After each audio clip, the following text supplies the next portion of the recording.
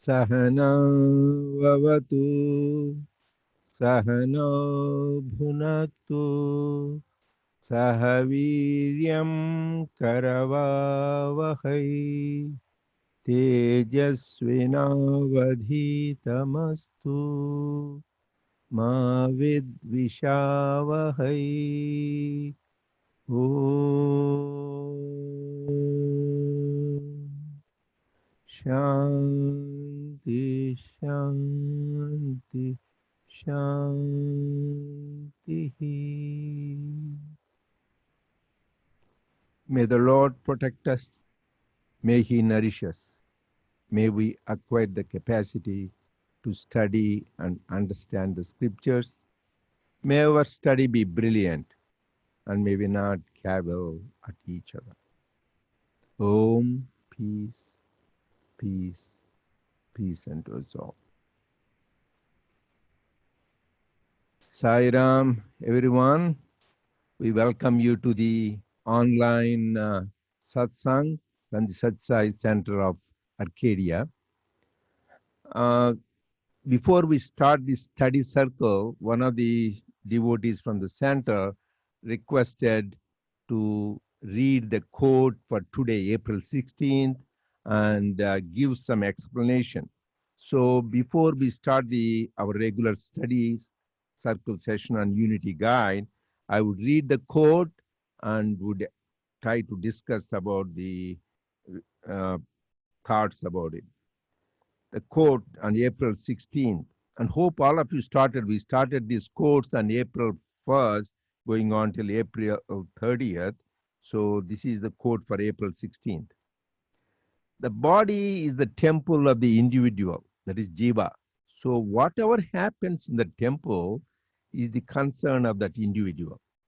So too, the world is the body of the Lord, and all that happens in it, good or bad, is his concern. From the observed fact of the relationship between the individual and the body, know the truth of the unobservable relationship of the Lord and creation. The relationship of the individual, that means the Jiva, and the Lord, the kinship between the two, can be grasped by everyone who acquires three chief instruments. Let us focus on this very important point. What are those three chief instruments? Number one, a mind unsullied by attachment and hatred. Number two, a speech unsullied by falsehood. And three, a body unsullied by violence. Joy and peace do not reside in external objects. They are within you. But in your foolishness, you search for them outside yourself in a world from which today or tomorrow you are bound to depart. Therefore, wake up now. Try to know the essence of the eternal truth. Try to experience the love that is God Himself. This quote is from the Prema Vahini, section 19. So here it is very relevant to the present time. Swami is telling we are all bound to leave one day. As he said in Bhagavad Gita, Lord Krishna says, Jatasya dhruvo mrityu. Once you are born, you are bound to die. Whether you are a human being, a plant, or an animal, anything is bound to die. So we need to remember that we have to depart. Now we are seeing, particularly with the COVID pandemic crisis, how we don't know next day what happens. Like Swami says, life is like a water bubble, like in a beautifully he says, like in a lotus, there is a little water particle is there and it looks shiny, but any minute it will go away. Similarly, this life is temporary. That is why he says anityam asukham. This whole life is temporary and full of pain. So we need to wake up. That is why he says, hey, we know that.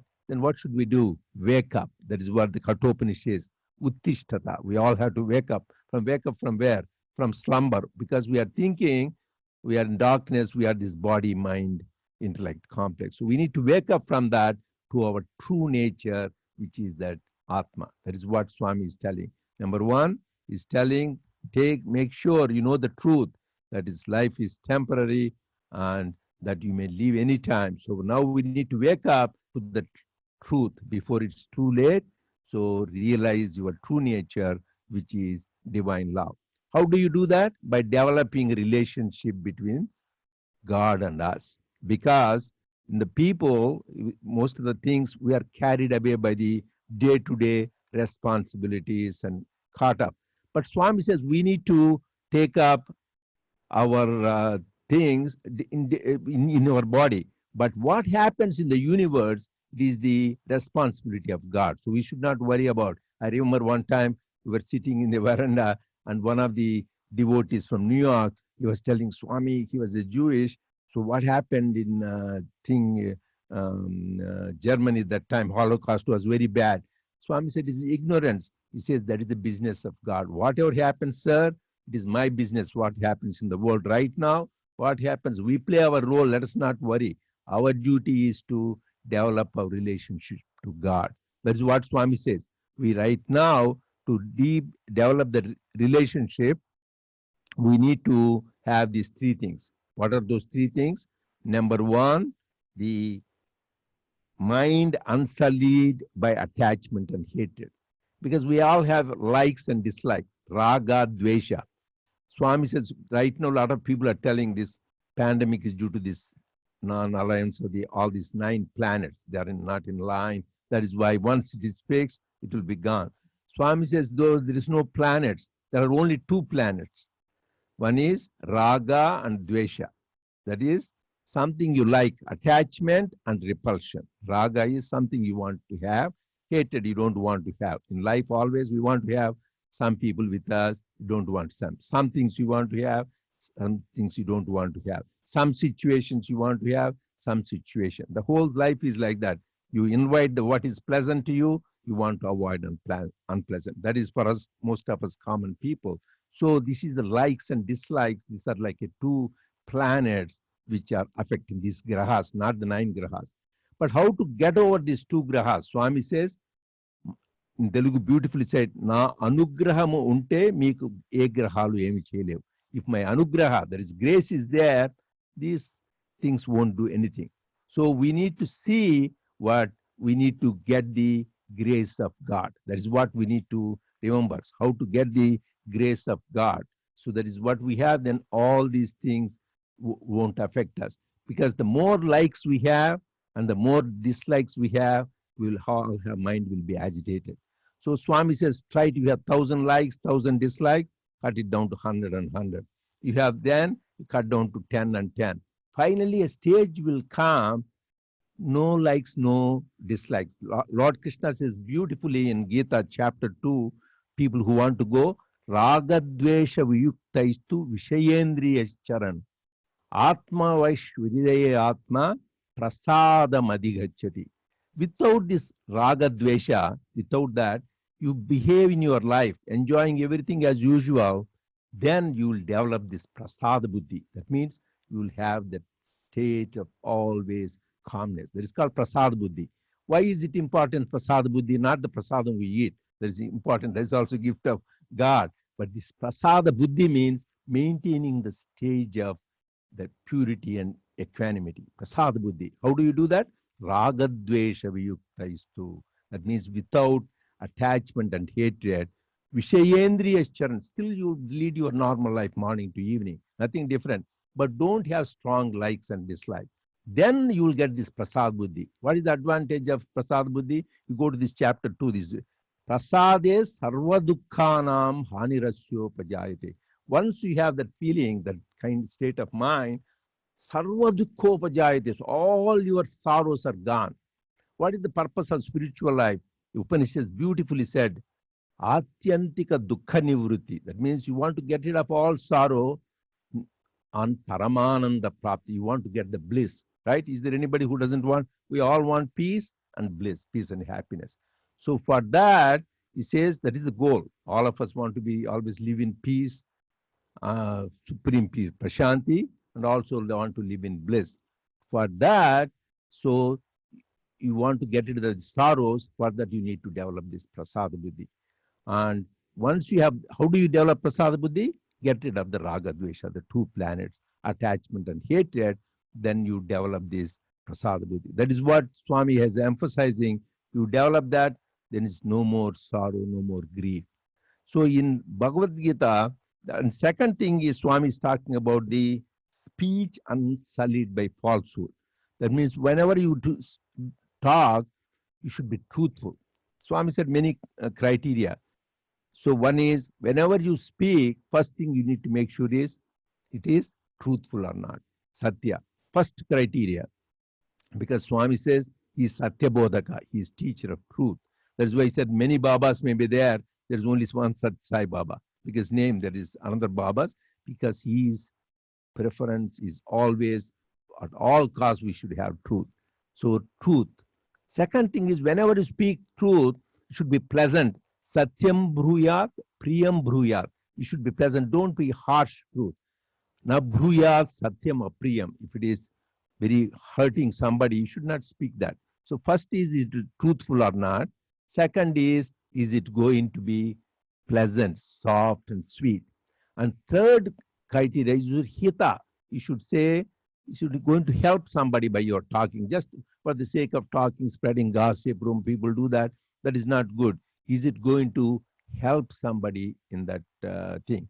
So these are the very important criteria. Is it truthful? Is it pleasant? Is it soft, sweet?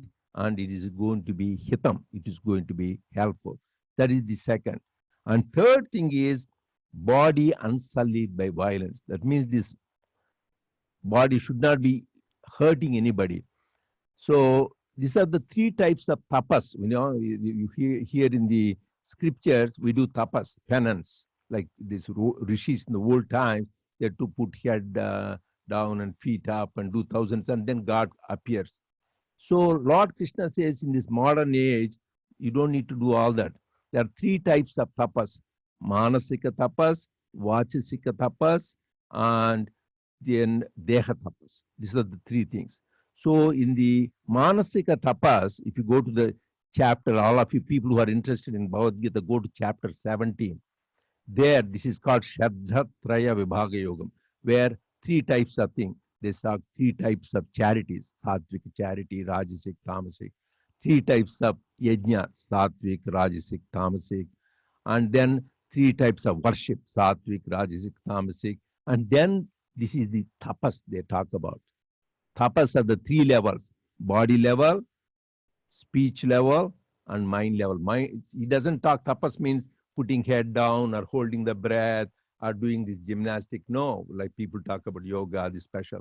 This is tapas.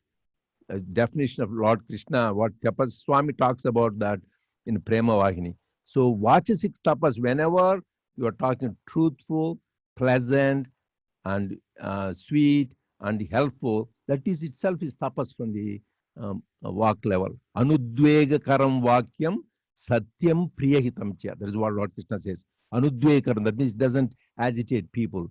Anudvega karam satyam, truth. Priyahitam chayat, you should be pleasant. Then it becomes vachik tapas. And then this is and mind level, I said without that, manah prasada saumyatvam. It means manas prasad buddhi, always mind is cool, calm, tranquil, pure. Then that is the tapas at the mind level. And body level is not hurting. I know a lot of us, we won't go and hit anybody or cheat that. We are not at the level. But there is a higher level of non-violence. So whenever even you hurt anybody in the thought level, that is also violence. So I was there in this, I shared before, in Vrindavan one time, the students were having session with Swamis. Very few students, they select, Swami selects. We have a closed session. And then every day they have like thought for the day. They read a particular thing and they talk about. Those days, this was about 30 years ago. They had talked about Naxalites. Now they talk about terrorists. They were considered terrorists. So they were talking. Swami asked them, what was the topic this morning? They said, Swami, terrorists, Naxalites. Then Swami looked at them, you are all terrorists. So everybody, we are all shocked because the students and the teachers, we thought they're such a sweet boys. Why Swami calls terrorists? Swami said, these terrorists go and hurt you physical level. Whenever you have a very hateful, negative, angry thought in other people, that will do as much damage. So always monitor your thoughts. So you should have that close monitoring, that we should never have inflict any hurt anybody at even the thought level, even physical level. When we pollute the water, when you misuse the food, when you pollute the air, all that is also violence. So we think violence is not hitting somebody. Whenever you hurt the nature, nature is nothing but God. Nature is manifestation of God. That is also violence. We should be careful. One time I remember in Prashant Nilayam, now they have cycle and all. Before that, we used to have the sand portion, and then they put the cement floors. When they were building cement, when they put the cement, they put water to harden it. So Swami from up in the veranda, he told the person, send a message to a Sevadal, tell that man not to put water very forcefully on the cement, because Swami sees consciousness in everything, even the stone. When you walk, that is why Swami says, walk gently. Don't some people walk as if they're going to break the floor. Anything, even movement should be gentle. Your gestures should be gentle. Everything. Swami is the example. We have seen how Swami walks as if he's floating, not even walking. So even the earth, when you walk, you should be gentle. That is, physical violence could be at many levels. Grossly, you don't hit and hurt somebody, but even whatever gestures we have, whatever movements we have, you do that. So then we do this kind of thing, then really we develop that relation to God, and then we receive His grace and love. So this is the, somebody requested how to really understand this. So this is not very simple. So that is why whenever Swami is saying, you need to dive deep into his teachings here, then you understand this quote better. Otherwise, superficially looks, this is in Prema Vahini, how to develop a relation with God through the mind and then body and the speech. Manasika tapas, Vachasika tapas, and Deha tapas. These three. You can refer for details in the chapter 17 of the Gita. Now, we will go to our unity guide. Yes, you have a question? Yes, Dr. Reddy, there's a question that came in on the Zoom system. It says, coronavirus has caused immense destruction. Virus is a living organism having divinity within. Can you please explain this organism with divinity attacking human, which has divinity? Yeah, there's a nice point. Ultimately, there is nothing but divinity which exists. That is why Swami beautifully says, Anu Anuvu, Kana Kanamu, Chana Chanamu. Always he has the rhythm, the way. Anu Anuvu, that means every atom. Kana Kanamu, that means every cell. And Chana Chanamu, that means every moment, is permeated by the divine. That means there is nothing exists but divine. Sarvam Khalvidam Brahma. Everything is permeated by the Brahman. Isha Vashyamedam Sarvam. Everything is permeated by the Lord. Sarvam Vishwam Vishnumayam Jagat. The whole is many ways the scriptures and the Vedas, Upanishads have said nothing exists except God. So, in answer to that, even the virus, bacteria, they're all part of God. So, here actually, if you go to Rudram Namakam, in that 11th Anuvakam, it is said, Anneshu Vivati, they clearly says, Lord, you are the bacteria in the vessels which is covering, so please protect us. So, God has both aspects, Ghora, Aghora. So, everything is that. When you are in dualistic world, we want, Lord, I don't want, please don't bother me with your negative, save me. But ultimately, the great saints, sages who realize everything is nothing but God, they take everything as his gift. So yes, it is also part of God. That is part of the Rudra. It is to, as Swami says, to give a wake-up call. Now everybody is realizing, you look at the good side of the thing, everybody realizing life is temporary, even whether you're a king or a pauper or a billionaire or an ordinary man or a scholar or an ignorant person. Everybody is worried what will happen to me, my health. So that is a wake-up call. Second thing, the benefit is there is more heart-to-heart relationship. We don't want to use the word physical distancing. We should use not the social distancing. Physically, you are away, but socially we are always connected. That's why socially we should not say distance. We are all one psychosocial beings. We should be connected, but physically we are away. So that we should remember that. So just taking that this is God's wake up call for us, and we should pray to Him. Coronavirus aspect of God, please keep quiet and save us. And then this is a learning lesson for us to develop. One, two things it has come up. People have developed more loving relationships in the families, among the friends. People are more generous in giving all over the world. People are generously giving to support this cause, and there people are also working in unity. One country tries to help others, and one region tries to help others. One society helps to do that. So it is bringing more love and unity, which is the important lesson we need to learn from that. So we'll proceed with the now the our study circle. So we are on page 21. We are going to start the practice in the principle. I will try to summarize what we discussed last week. So Swami, we are talking about the unit at various levels. We talked at the individual level, then we were talking about the now the society level. We talked at the family and the organization. Now we are talking about the unity of faiths. And there are two take-home points. Number one, which is very hopeful, Swami said in 2008, there is golden age coming, 25 to 30 years. Swami said all the humankind will become one. What? That's a great hope. People are talking doom. This will happen. This end of Kali Yuga. This the pralaya coming. No, Swami said in 2008, in 25 to 30 years, the whole humanity will be coming together in as one family. Vasudhaika Kutumbam.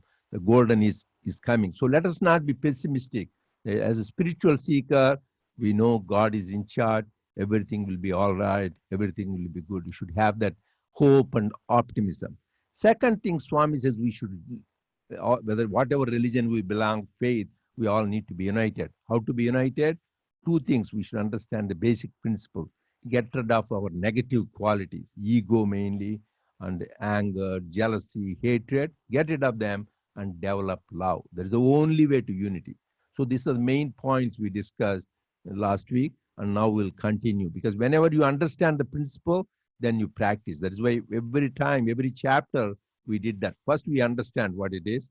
Then once we understand there's no good, you need to practice it. That is why Shavana, Manana, Nididhyasana. You listen, then we have understood Manana. And then Nididhyasana is practice. Like Swami said beautifully, you eat something, there is not enough, then you need to digest it, right? After digestion also, you should need to assimilate it. You should part of your blood and flesh. So similarly, these three, you can compare to that. So just listening is not enough. You need to contemplate, reflect on that, and see how we can put it in practice in our life. So that is when now we are going to talk about the practicing the principle on page 21. So I'll start on page 21, practicing the principles. Brothers and sisters, if you are on Zoom, you may send in your questions and Q&A, and we'll read it to Dr. Reddy for answers. So practicing this principle has three parts. The first one is cultivating mutual respect. Whatever one's religion may be, everyone should cultivate respect for other faiths. One who does not have such an attitude of tolerance and respect for other religions is not a true follower of his own religion. It is not enough merely to adhere strictly to the practices of one's own religion. One should also try to see the essential unity of all religions. Only then will man be able to experience the oneness of divinity. There should be no kind of coercion or compulsion in the sphere of religion. Religious matters should be discussed calmly and dispassionately. Do not entertain the feeling that one's religion is superior and another's inferior. Conflicts on the basis of religion should be totally eliminated. To divide men on grounds of religion is a crime against humanity. Sathya Sai speaks, 30th October 1983. We stop here? No, we can finish the Next whole one. thing, the whole thing, practicing the principles, and then we can summarize and discuss. Okay. Next one is serving with selflessness. The fulfillment of human life consists in the service that man renders, without any thought of return, in an attitude of selflessness. Service rendered in the spirit sheds light in the dark interior of man. It widens the heart. It purifies the impulses and confers lasting ananda. Sathya Sai speaks, 25th December 1970. How did differences arise within each religion? After the passing of the founders of these religions, the followers violated the teachings of the founders and quarreled amongst themselves on account of their selfish interests. With the passage of time, schisms developed in each religion and separate sects were formed. This is the result of individual selfish motives and not the fault of the original founders. People must first of all get rid of self-interest and self-centeredness. They must develop love, forbearance, and compassion. They must try to live harmoniously. Only then can we claim to be lovers of peace in the nation and of the well-being of the world. Service should be the guiding principle. There should be no room for any kind of differences in rendering service. When you wish to serve society, you must be prepared to sacrifice your individual and communal interests. Such sacrifice alone will sublimate one's life. Sathya Sai speaks, 25th December 1990. Next section. Engaging in collective sadhana, spiritual practices. Learn to live in love and harmony with all the members of your society. This is the basic teaching of Christianity and Islam. Guru Nanak favored community prayers in preference to individual prayers in isolation. When all people join in unison to pray to God, their prayers will melt the heart of God. In a large gathering, there must be at least one who prays with a pure heart. That prayer will reach God. Hence, devotees should take part in community bhajans. They should participate in community service and involve themselves in the life of the community. This is the noblest path. Sathya Sai speaks, 25th December 1986. Some time ago, a devotional exercise called Likhita Japam, writing the names of the Lord as a form of worship, was started in Tamil Nadu. It was a collective, that is samasti, exercise. Large numbers of devotees assembled at one place and wrote the name of the Lord as a spiritual exercise. The joy to be derived from such a collective effort is indescribable. The community bhajan in which all join to sing in unison is an equally blissful experience. This community singing was started by Guru Nanak. During community singing, divine vibrations emerge, sanctifying the whole atmosphere. The same result cannot be expected when one sings alone. Community singing promotes unity, which leads to purity and divinity. Today, there is no unity, purity, or divinity. What mankind needs today is unity based on the spiritual oneness of humanity. Sathya Sai speaks, 18th December 1994. So here there are three concepts that we are studying. One is mutual respect, that is respect for one another's religion. One is serving with selflessness, which is the opposite of selfishness. And the third is engaging in collective sadhana or unity, doing spiritual practices with unity. So in the first one, Swami again reemphasizes the point that religion should be looked upon as unifying the entire humanity, because all religions basically teach us about the fatherhood of God and brotherhood of man. But because of our selfishness, which is the second part, Swami says, because of the selfishness inherent in us, our self-interest and self-promotion, we have gone away from the main teachings of the founders of religions like Guru Nanak, Krishna, Rama, Jesus, Zoroaster. None of them spoke about conflict or having differences because Swami unifies all of it as saying it's a religion of love. There is only one religion, that is the religion of love. All the founders of major religions have talked about love and believing in God. But it is because of this self-centeredness, self-interest, and all this that we have moved away from it. And Swami says that if you have love, forbearance, and compassion, which is the most important thing, then you will not see the differences, but you'll see oneness. This is also the basic teachings of the Vedas and the Upanishads, where they talk about samatya, samadhi. The word sama appears in almost all the qualities ascribed to spiritualism and unification with God, which is equanimity, equalness, equal mindedness. But Swami says because people do not follow that, they follow selfish motives of individuals, and because of politics and other reasons, they try to divide the world, but the world is actually one. And the third point Swami mentions again goes back to the concept of unity, that we are all one. He says that any job you do, any work you do, if you do it together with love, love in thought, love in word, love in action, then that is divinity itself. And so engaging in collective sadhana is a spiritual practice. This is why Swami formed the samitis, the centers, the groups, so that we can do something together with a spirit of love, compassion, and sacrifice. And the sacrifice, the greatest sacrifice, Swami says, is your ego. Where you sacrifice ego, you cannot get into conflict because there is no one to fight with. There is all one. So those are the points. I see. Yeah, that is the Sairam. That is very good summary, Anupam. So I think Swami, I want to amplify on what you said.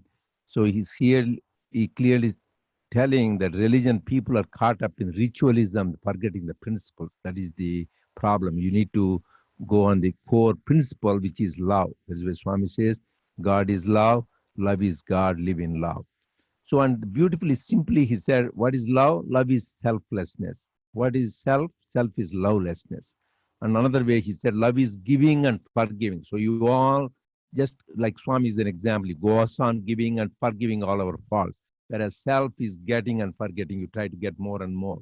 So, more the directly proportionate how spiritual you are, Swami Vivekananda gave a formula.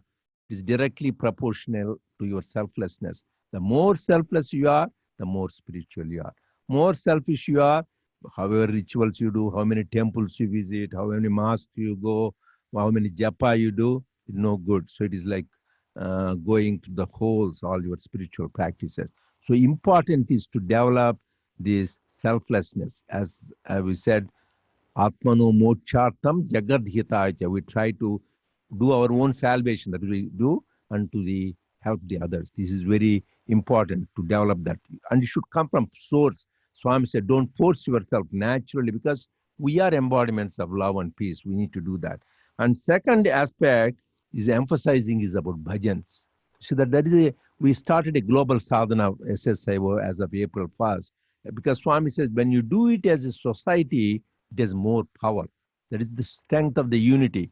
We all can pray individually, when collectively so many thousands or millions of people around the world pray to the same Lord, who is, you call Allah, or you call Jesus, or Jehovah, whatever you call, you pray to the same Lord, all the collective prayers, then he comes down and showers his grace and love. That is why the collective prayer is very, very important. And second thing is this bhajan. Swami said beautifully, whenever people sing nice songs in glory of God, singing, that is called kirtan. When you do it solo, like Mirake, bhajans, or Tyagaraja, they are called kirtanas. That means solo you sing. But bhajan is when you do it together. That gets more power. That is why we have these bhajan mandalis, which started, became centers. Because Lord Krishna says, Madbhakta yatra gayante tatra tishtami narada. Wherever they sing of my glory, I manifest. So whenever we have this bhajan singing, that means Swami is sitting with us. We should have the truth. And even Jesus said, whenever two or three are get together in my name and talk about my glory and sing my glory, I manifest there. That is the power of bhajan. So we need to keep that and reinforce our love for God through this bhajan. But the purpose of bhajan, you should remember, bhajan is not to cause vibhajan, because a lot of times we get division. Bhajan should bring unity, not vibhajan. In the name of singing bhajans, a lot of places people have, oh, I sing better, or I want the chance. Then that is not really bhajan, that is vibhajan. You are creating division. So bhajan should bring unity. And then when you sing together, Swami said, even few of the people do with pouring their heart to the Lord with pure heart, then God touches. Everybody gets benefited. Everybody gets benefit. That is the power of bhajan. So that is good. So any. There is one comment, Dr. Reddy, I'll read that and there is a question after that. Mhm. There is one comment, Dr. Reddy, I'll read that and then there is a question after that. Mhm. Today's quote that you read was very nice. Synopsis and synergy of Purusa Shuktam. The world is God's temple, and Narayana Suktam. The body is Jiva's temple. That is the comment. Yes, that is very appropriate and correct comment. Actually, there is a beautiful thing where Sahasra Shirsha Purusha Sahasrata. That means God has thousands of heads and thousands of eyes, thousands of feet.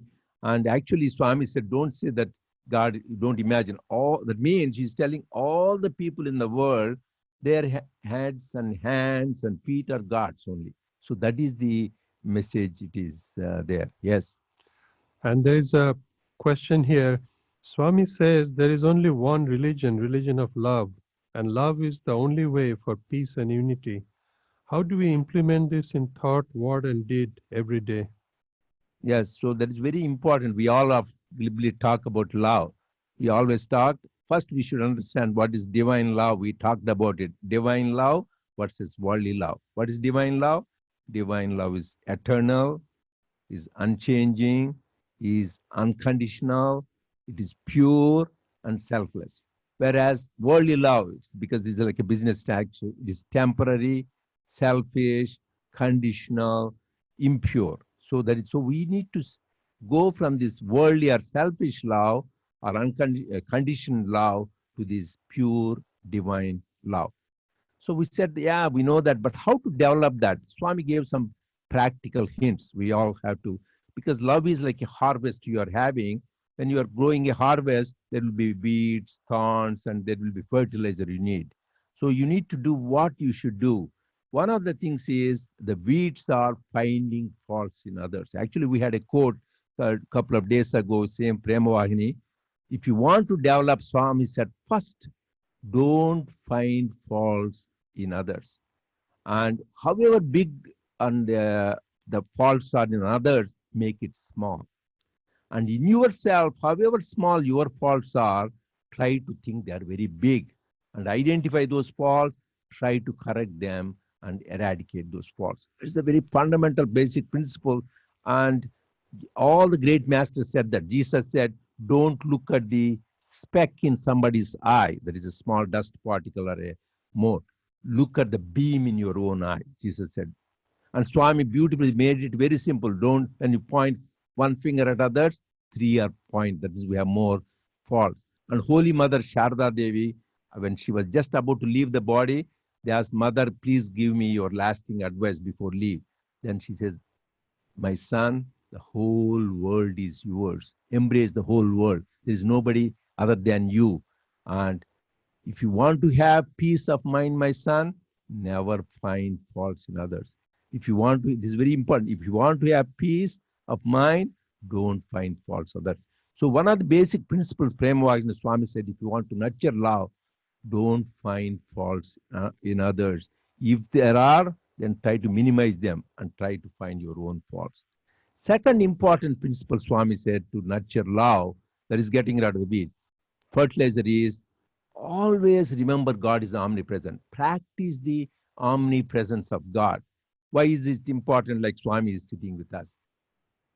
If you feel that he said that we should have faith, he is God and word is true. He is within us, outside us, besides us, behind us. So if he is with us all the time, that means we would not do anything wrong.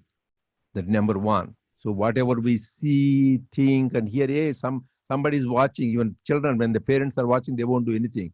And here is our divine Father and Mother. He's telling, He's with us all the time. So you cannot do anything. It is recorded. That way, Swami said, Chitragupta is, people think somebody writes.